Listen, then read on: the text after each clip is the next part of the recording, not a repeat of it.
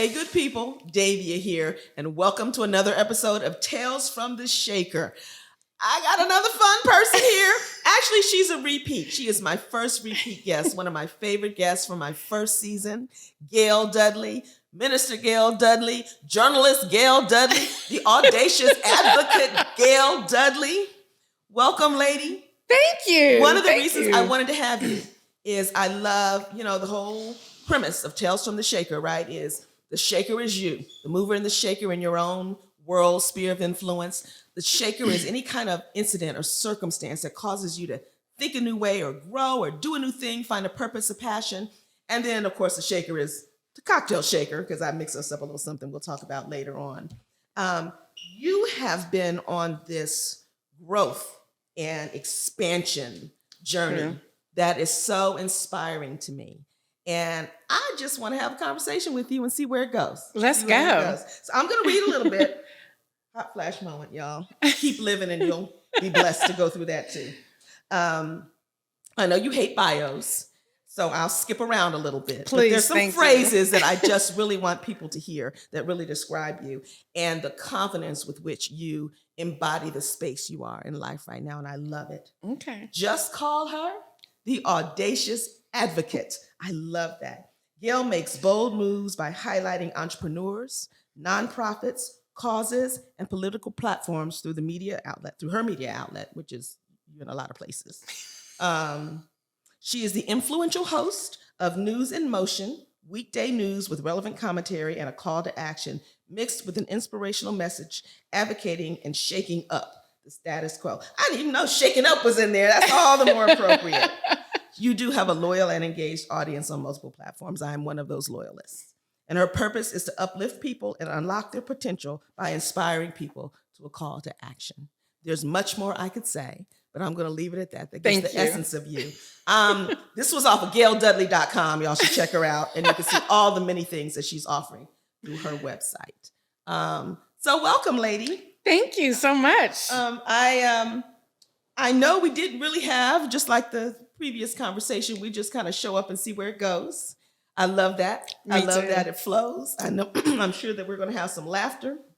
And I'm sure that people will leave here inspired to shake some things up in their own life. So let me back up a couple of years. Oh wow. When you were, I know, and you know how to guide me if you're like, I don't want to go there, but go this way. I didn't ask you, was there anything I couldn't ask? No, I'm open book, so go for it. I do know that. But when you were my guest a couple of years ago, News in Motion was maybe a year old. I think you might have been doing it a year at that time. Possibly, yeah. And you were getting your flow with that, and your audience was building, and headline news, and your inspirational message. I think the call to action developed over time. Mm-hmm. That's true. What has been your process, if you can identify one, that made you move, that where you knew that you were to move to another space or expand where you were or clarify? Maybe that's the word I'm looking for. Okay. How did you come to clarity? Because there's been some shifts. The core is still the same. You're informing, you're giving your inspirational message, but there's something that is crisper. I can see it in your whole demeanor of freedom, of confidence. Yeah. Can you identify the changes or anything in the process? Well, I'm a transparent person, so let me go there. I think the first year, although I knew what I wanted to do and I knew what God had called me to do, I was still trying to test things out. And that was also election year, 2020. So we were really focused on 2020 and all the gimmicks on both sides and everything like that. But then 2021, I was like, okay, we're done with the election, so where are we headed? So I was trying different things, but those things weren't authentic to me, if that makes any sense. But I was trying to make it work. I was like, I don't like this. And then I had the advisory team, who are the millennials, who are just straight up honest with you, including my daughter. And she would say, why are you doing that? Or they would say, why are you doing? Well, I'm trying to find my footing. So I'll use your word. I kept pivoting. And I said, at some point I have to land. So it was this past summer, I took 2 months off. courageous to take time off in the a media-driven world Yeah. where attention spans are short and Yes. followers come and go. Yes. That was a courageous move. And I was okay if we never came back. And that was interesting. I had to Yeah. get there Yeah. though. Yeah. And I think that's what started my freedom journey, if that makes any You know, sense. that's my other favorite word. Right. Yeah. It's like it started that journey where I was able to step back. I let the young people take over with the young people take over in July. Usually I would pop in there the year before, but I stayed away. I would watch them every now and then, but not much because I trusted them. It's like, hey, they know what they're doing. I'm gonna let them roll with it. But that's when I said, okay, what am I doing with this? What do I like? Why am I trying to do 9 to 12 news headlines, sometimes more, and not really giving them meat? I said, that's not why I decided to do this. And I went back to the original premise, the original purpose. And that was to educate people about voting, civic engagement, bringing that in with the entire, the platform of voting, politics, call to action. So that's why now you're seeing that piece come up. I'm also taking my time. So when we came back in September, I'm not for sure if you remembered, I gave a list. Like, this is where we're headed. You're not getting 12 headlines. You may get 2 or 3, and then we'll focus on one. And so now that's why I'm bringing out the critical thinking, the questions. You know, I was talking about in one of the episodes about interviewing speakers. You know, it's like, let's do an interview process here. What are some questions? What's the position description of the speaker? Because I think we just go with it.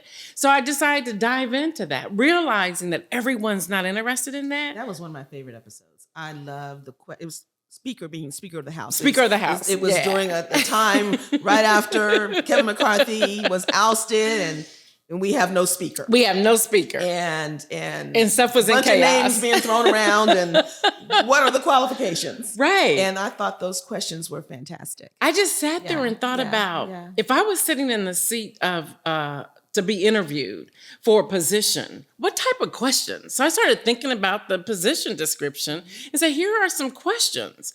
It cannot be partisanship. It has to be bipartisan. What are your accomplishments? How are you going to bring together the speaker room? And it was the thing that I thought that people would not be interested in is actually what's drawing people. And people are coming in like crazy. The replays, we can see all that back office stuff. And I was like, wow, they're really into this. Schools are coming back on to pay attention in the classroom. And so for me, it was, what do I want? What was I called to do? And how am I going to get back to it? And if we come back in September and there's one person that's on here, great. We'll go with it. If there's 0 people on, we'll try it for a week. If no one shows up, then we know it's over. But I just went with it. And I must say, I love it. You can tell. I love it. I'm no longer bogged down anymore with spending 12 to 14 hours making sure all the alerts are correct and everything. It's like, I'm not even going to talk about that. I mean, there are things that I've chosen not to speak on because that's not where we're headed. And I'm okay with that. But don't think for a moment that people do not email me saying, well, haven't you touched on this yet? Because I'm not going to. And feeling okay with it. And feeling okay with that. Yeah. Because you said, you used the word call a number of times. That's not what I'm called to. Right. So talk about calling. Because you said the people are calling. Is that not a call? The people are calling and asking some questions. So, and you don't have a problem telling them no. I have no problem telling them no. So say a little bit about how you know in your knower when you're called to something. There's an excitement for me. I use a term a lot when I'm coaching people. What makes your heart sing?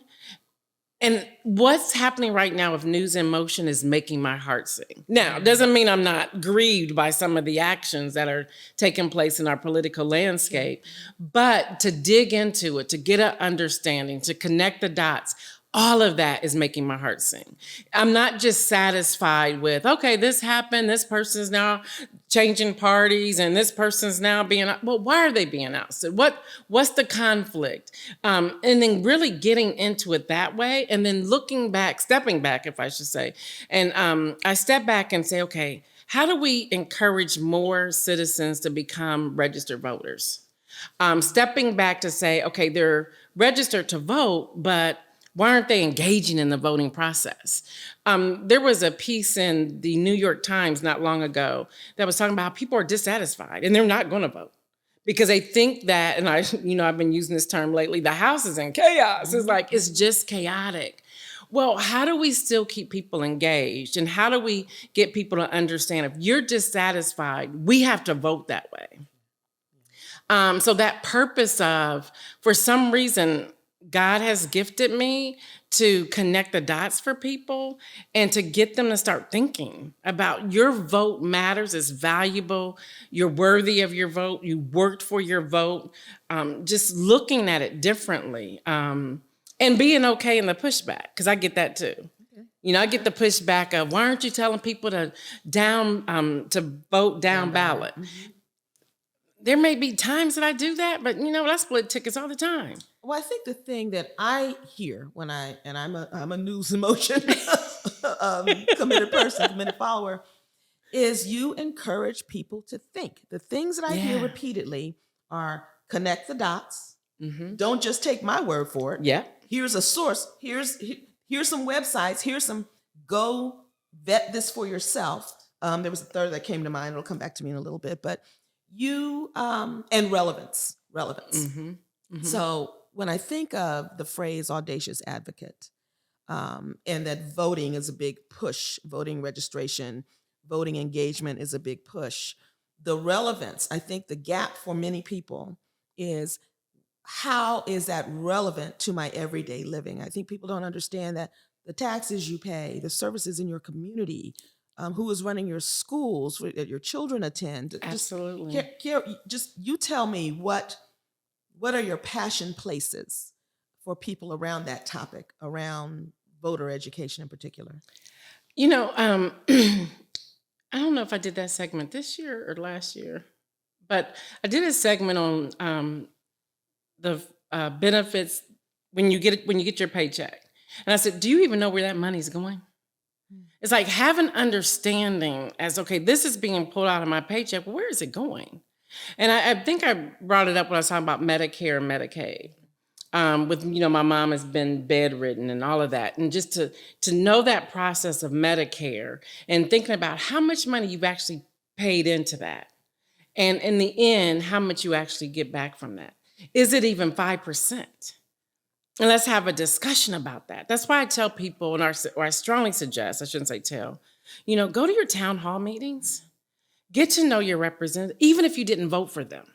Find out, well, what's your platform? Why are you speaking from this? How have you voted? And that's public knowledge for people. People don't understand that we can see exactly how our representatives vote in the House as well as in the Senate. So if they're talking about something and they've either voted, they abstained or didn't show up or voted against it, those are questions we can raise. You're saying this, but we show that you've been absent 5 times when this vote hit the floor. Why? Why aren't you speaking about this? And I think for so many people, and I'm going to say something that may upset some people, I think for so many people, we just vote, and beyond that, we just become lazy without doing the work. I think I don't know who that's going to upset. I think it's true. If it upsets you, you might need to examine yourself. Exactly. I mean, I felt some conviction. Yeah. Because we just go with it. Yeah. We see a commercial, it sounds good, the music sounds good.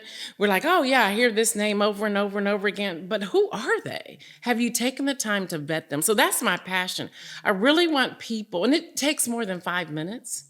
It's like, spend some time to just Google their name. Do they measure up with what's happening? And I also love when I get people, and this is illegal, folks, but I get people who will call me when they're in the voting. I'm like, you can't do that. Hang up the phone. You should have checked this out before you walked into the space. I cannot tell you how to vote. Here are some websites, but it's too late. You've already signed your name and you're in there. So you got to make the best out of this. I got a confession. So my oh, is it confession time? It's confession time. So this is I want Minister Gail right now. But so encouraging my sons to vote when they both registered, when they turned 18. And I feel like my mother is sitting on my chest if I miss an election. I missed one election in my adulthood, and it still bothers me. I lived in Chicago and didn't vote in the mayoral election after Harold Washington died because I didn't know who to vote for, and I punked out. Okay, so I vote on all the small ones, but I'm not always educated in all those small ones. So I thought I had this reasonable philosophy. I will mix up female and male. I'll mix up political parties out. I'll just make sure I kind of get some people across the board. And I shared that with my son as a strategy. And he said, so you just committed to gridlock? Great question. I was like, I thought I was committed to discourse, but that's a way to look at it. Maybe I'm committed to gridlock. That's a great question. So basically you don't have a perspective. So you'll let the other people just continue to fight, argue around. I was really challenged by that. Yeah. I was really challenged by that. You know what's sad, Davia? And I've heard this before. People will say, well, I'm a female. I see a female on the ballot, so I vote female. Are you crazy? Who's this female? Are they for you as a constituent or not? I've had people say because they recognize the name, they voted for them. Not long ago, there was a man sitting in jail. That's science, though. Right? That's why the ads are played so often. Familiarity. Right. You want your name? Yeah. There was a man in jail in Indiana convicted of murdering his wife. Yeah. He got in. It's like, make this make sense to me. Yeah. And so many people say they were familiar with the name. Yeah. It's like, we have no idea who we're putting in office. Publicity is good publicity. So they right. There's some. So I'm on this road to just educate people and make it fun along the way. We cut up on news and emotion as well. So it's just been fun watching you commit, narrow and commit. I also like where you've given yourself space. You say, this might be a 15-minute broadcast, this might go 35 minutes. And I remember where you would race against the clock before. Mm-hmm. Okay, we only got 5 more minutes. Okay, I'm going over a couple minutes, and now you dig into a headline or two, see where the conversation goes. That's fun as well, engaging the comments and having conversation there. That's really fun as well. Yeah, I love it. So that's one aspect of your... That's one bucket. That's one bucket, right? I think you started years ago with publishing, correct? Yes. Yes. And you laid that down for a while. Yes. What's up? Well, I was naive. That's what's up. Okay. And I say that because God never told me to give that up. But because I went into this news media piece, I thought I had to give it up. And that was something else I learned this past summer when I took a break. Was like, why are you giving up something that you enjoy doing? So why not find a way to marry them or to have them? One thing, and I shared this in one of the inspirational messages, we've been taught to niche down. And I wonder sometimes if that's not a disadvantage to those of us who have multi-talents and gifts. And that creates some of our frustration. Because we're hearing, nope, you just need one thing. But God is like, what are you talking about? I gave this to you, so why do you think there's only one thing? Even with my prayer ministry, it's like, oh, don't pray anymore, I'm talking about news. Well, no, I need to pray talking about news. It's like, because this world is crazy. But I think, and I love it. I did it's called Birth the Book, I believe it was, with 2 other people. And we had a great time. And one of the people afterwards said to me, you just light up. Talk about politics, you light up. Talk about publishing, you light up. And they were like, I'm so glad you came back to this. And I said, it's a part of my heartbeat. I cannot separate it. So I started looking at it because in my mind, got to make this make sense. It's like, well, publishing is media. I'm doing media so I can merge the two. But the question is during the summer, why do I have to make it make sense? Why can't we just go with it if it's something that you love? Because I believe there's different seasons for different things. And I came to that understanding and embraced that for me. So I can talk about someone publishing their book. I can talk about someone promoting their book. I can talk about someone making their book make sense. I can talk about the literary agents, or if you want to go traditional publishing or self-publishing, because I know all about it. I've had 25 years of experience in that. So why not talk about it? And what the audacious advocate piece of it is that I'm always advocating for other people, and I love it.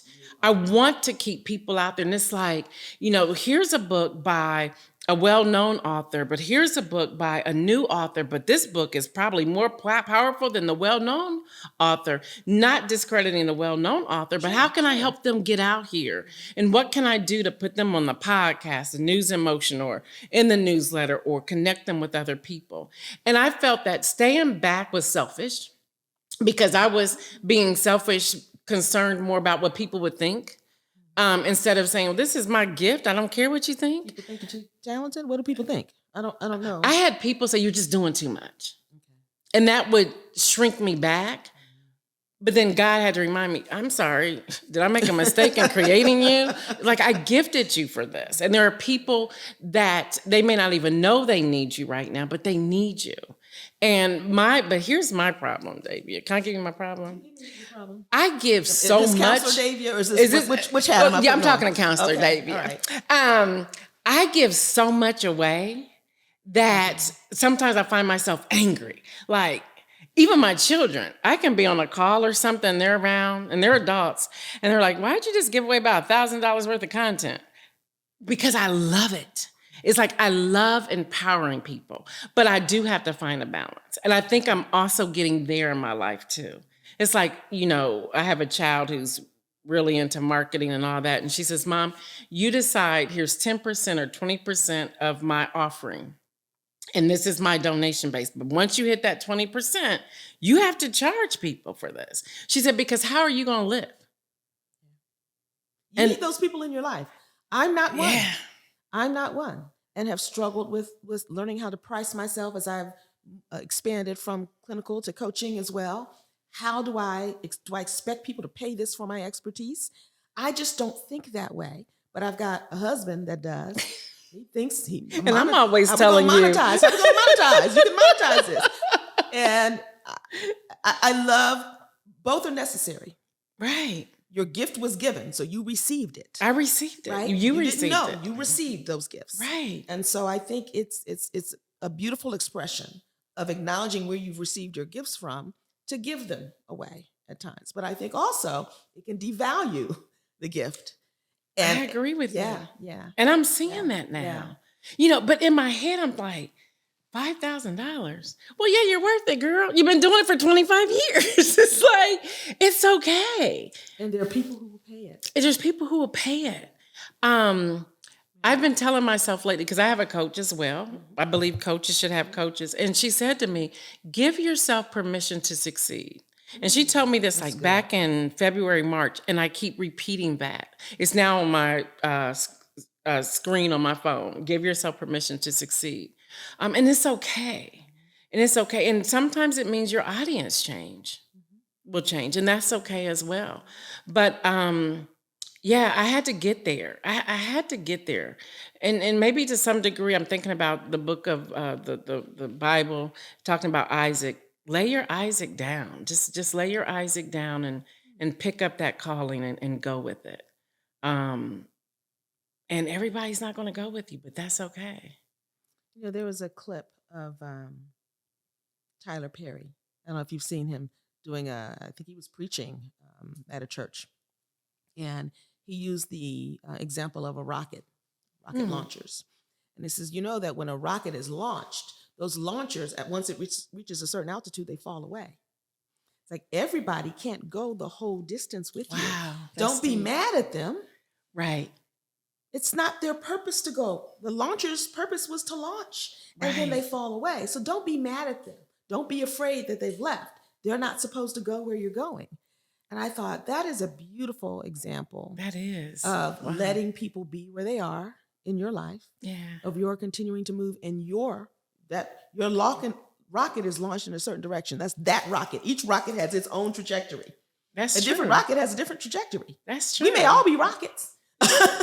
Right? Good point. We may all be Good rockets point. with different launchers and different trajectories. And so I like that thinking. And I think you do that. I think you're a launcher, a rocket launcher. Another phrase that I came across recently that I loved from the wisdom of Instagram. I couldn't tell you who to attribute it to.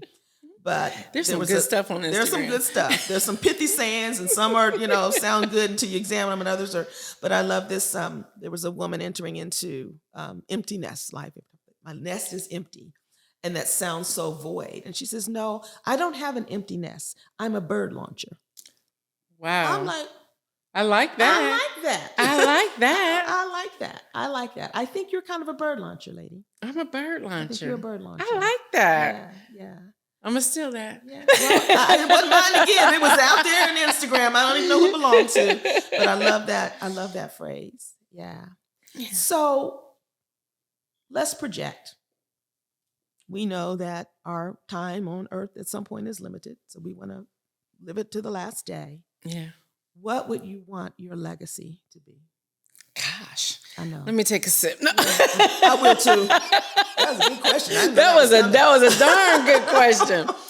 I really, the legacy I would love to leave is that people can say, and I hope they say it before my funeral, that they would say to me, "Thank you for launching me.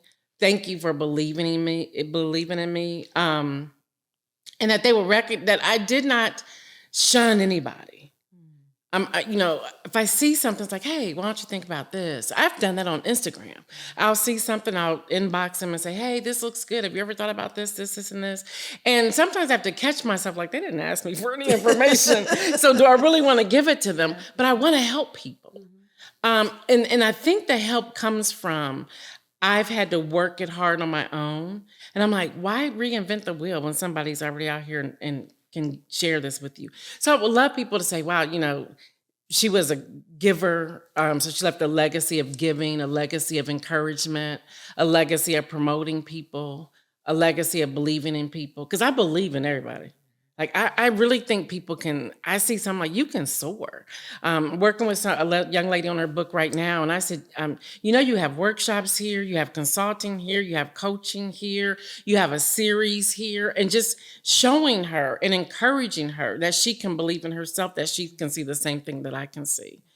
So that's what I would love to leave. And then I want to leave the legacy of laughter. I want people to laugh. Like, come on.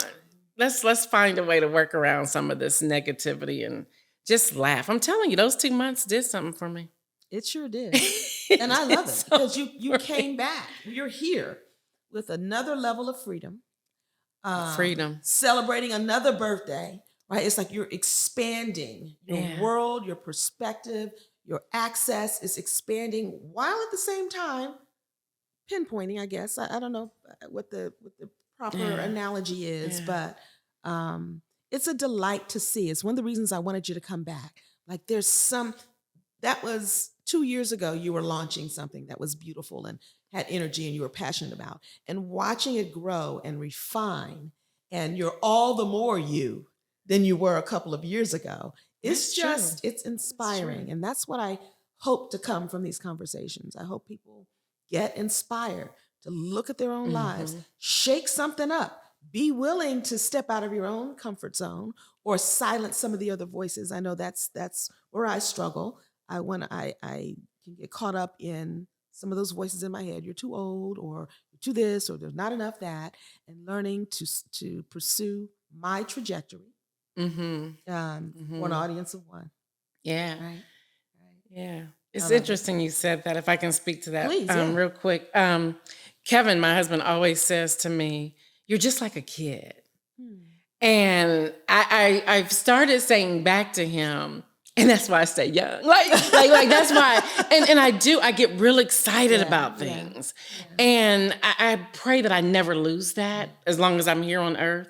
Because I think once you start losing that, you start facing that depression or whatever those things come. I want to get excited. I want to get excited about the new iPhone. Like, I'm excited about it. I want to get excited about a new desk. I think I told you. Yes, you did. I was looking at this desk and he was like, all of a sudden it's at my house. But that desk is exciting to me. And I just get excited.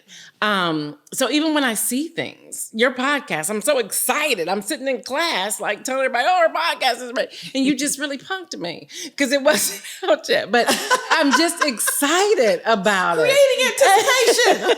I know. But I get that excited. So he always says to me, you're just like a kid. And I think about that kid. We were always excited, even for a piece of bubble gum. And so I'm looking at life that way. And it's exciting.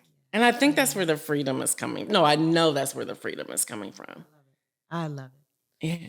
We're going to toast this conversation. Yeah. I know you're the mimosa lady. Yeah. And gosh, there's so many projects you have that I didn't promote. So please go to GailDudley.com and just look at all of her offerings, or coaching, or writing coaching, or business coaching, and other media outlets. Just amazing. But anyway, I know you like mimosas. I do. Mimosas and manuscripts. That's what it's called. Manuscripts and mimosas. What is manuscripts and mimosas. Yeah. Anyway, so I made a mimosa.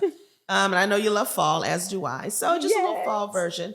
Apple cider and Prosecco. But I trimmed the rim with a little bit of caramel and cinnamon sugar. Stuck a cinnamon stick in it and garnished with some apples. And we got a little fall drink. We got it. Cheers. Cheers. All right, good people. Well, this has been another episode of Tales from the Shaker, this one featuring Gail Dudley. I hope that you were inspired to shake some things up in your own life. Till next time.